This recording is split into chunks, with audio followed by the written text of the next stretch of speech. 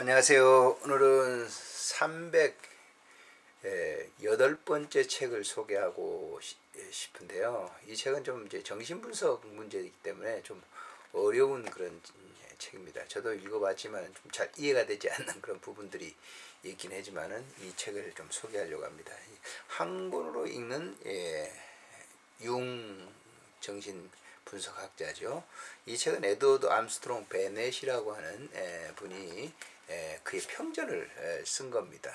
이분은 이제 런던 대학의 정신의학 연구소에서 정신병리학, 분석심리학을 이제 강의한 분인데 오랫동안 그 융과 두터운 친분을 나누었던 그런 분으로서 융의 정신의학에 관심을 갖게 된 계기로부터 프로이드 만남, 사상적 교류, 원형, 집단무의식, 외향성, 내향성, 이나마, 아나무스 등 그가 발견한 고유 개념에 이르기까지 융 사상의 형성과 전개 과정을 그 삶 속에서 유기적으로 이렇게 써 내려갔습니다. 사실 그 융의 책은 이제 18권이나 되는 그 책을 그 방대한 책을 갖다 두루 이렇게 읽고 난 다음에 이제 이분이 이제 압축해서 쓴 책이기 때문에 이제 융을 이해하는 데는 완벽한 건 아니겠지만 어느 정도 그의 그 사상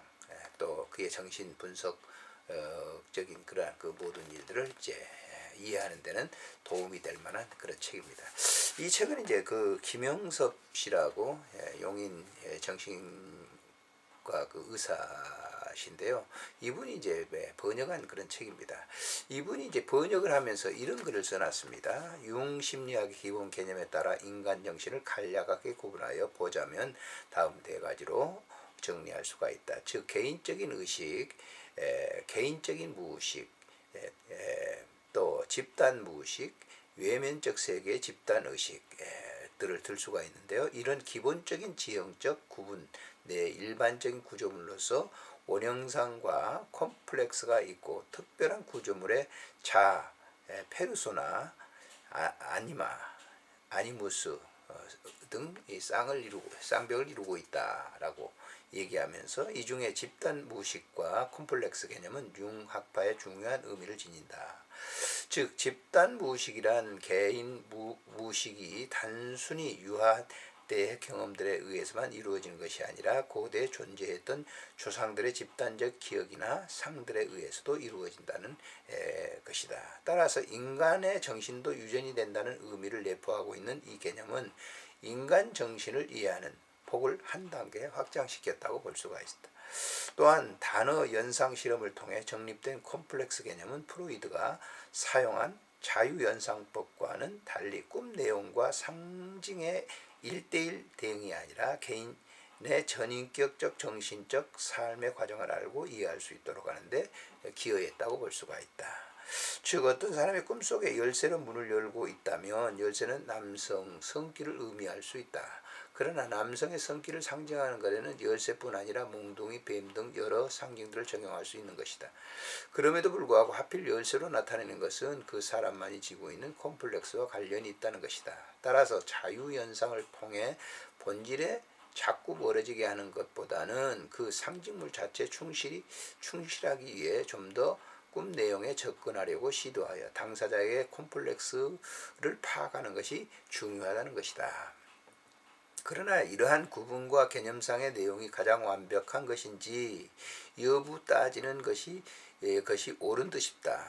이것은 어디까지나 융의 이론을 기술하고 토의하기 위한 편의로서 자의적으로 구분한 것이다. 그보다도 융이 인간 정신에 대해 관심을 가졌던 이유들과 정신적으로 고통을 받고 있는 환자에 대해 보여주었던 태도, 생에 대한 견지했던 자세, 그의 학문, 인간의 늘 열린 태도를 살펴보는 편이 훨씬 나은 가치를 발견하도록 해줄 것이다. 융은 환자가 겪고 있는 고통의 근원을 파악하기 위해 최선을 다했다. 환자에 대해 완벽하게 이해하기 위해 오히려 환자 자신이 놀랄 만큼 이야기를 잘 들어주었다. 융이 보기에 모든 환자들은 나름대로 문제와 그 문제의 원인을 가지고 있었고 따라서 어느 누구와도 같을 수 없었기 때문이다. 아울러 그는 치료에 관해서 열린 태도를 지니고 있다. 언제든지 타당한 이유가 있으면 자신의 방식을 바꿀 용의가 있었다. 그 결과 신경증적 증상은 유년기의 성이든 유년기의 권력욕이든 단지 먼 과거의 원인에 비롯된 결과인 것만 아니라 현재의 삶을 새롭게 만들고자 하는 시도이기도 하다.